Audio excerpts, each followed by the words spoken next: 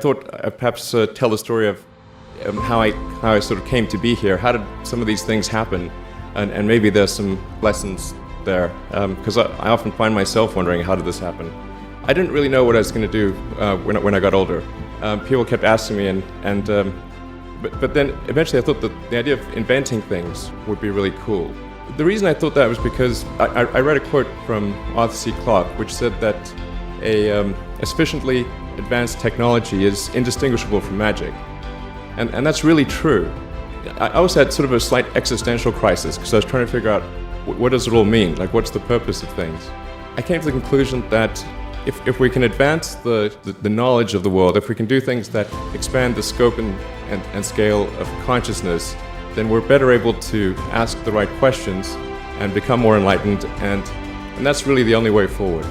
I studied physics and business because I figured in order to do a lot of these things, you need to know how the universe works, and you need to know how the economy works. You also need to be able to bring a lot of people together to work with you to create something, because it's very difficult to do something as an individual if it's a significant technology. So I originally came out to California to try to figure out if there was an advanced capacitor that could serve as an alternative to batteries. That was in '95. Success may not be one of the possible outcomes, which is always tricky. Participate in the internet and be part of it. So I decided to drop out. Say one of the things that was important then in the creation of PayPal was kind of how it started, because the initial thought was with PayPal was to create an agglomeration of financial services. So to have one place where all of your financial services needs would be seamlessly integrated and work smoothly. And then we had like a little feature which was to do email payments. Whenever we'd show the system off to someone, we'd show the hard part, which was the agglomeration of financial services, which was quite difficult to put together. Nobody was interested. Then we'd show people email payments, which was actually quite easy, and everybody was interested. So we focused on email payments and really tried to make that work, and that's what really got things to take off. But if we hadn't responded to what people said, then we probably would not have been successful.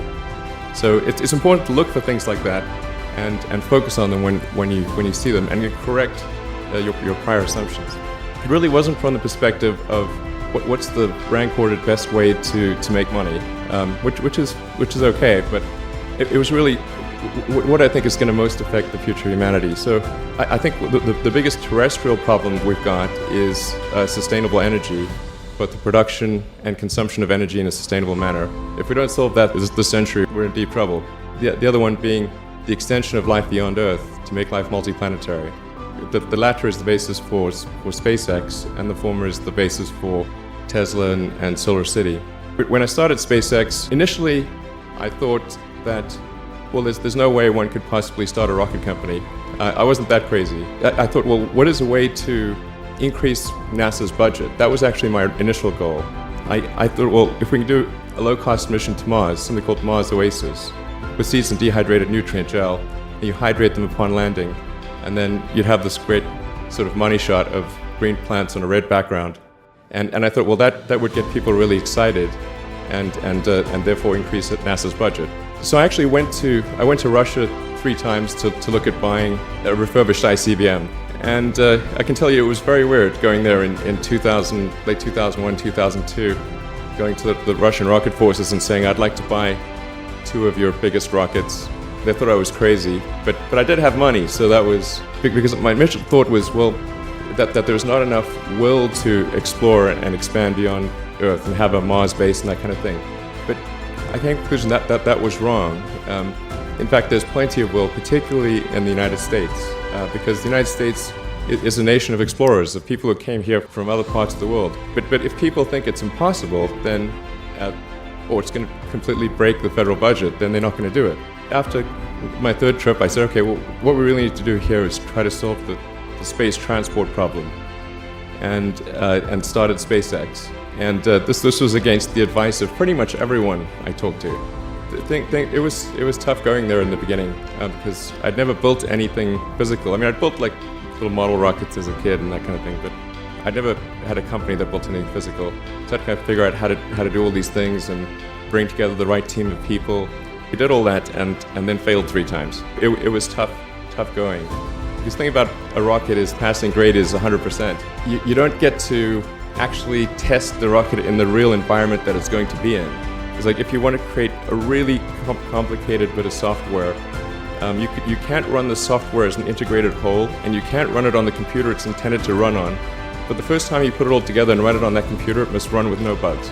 We learned with each successive flight, and we're able to, eventually with the fourth flight in 2008, reach orbit.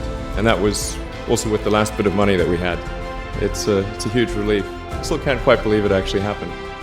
In order for humanity to become a spacefaring civilization, ultimately a multi-planet species. And that's something I think it's vitally important, and I hope that some of you will participate in that, either at SpaceX or at other companies, because it's just really one of the most important things for the preservation and extension of consciousness.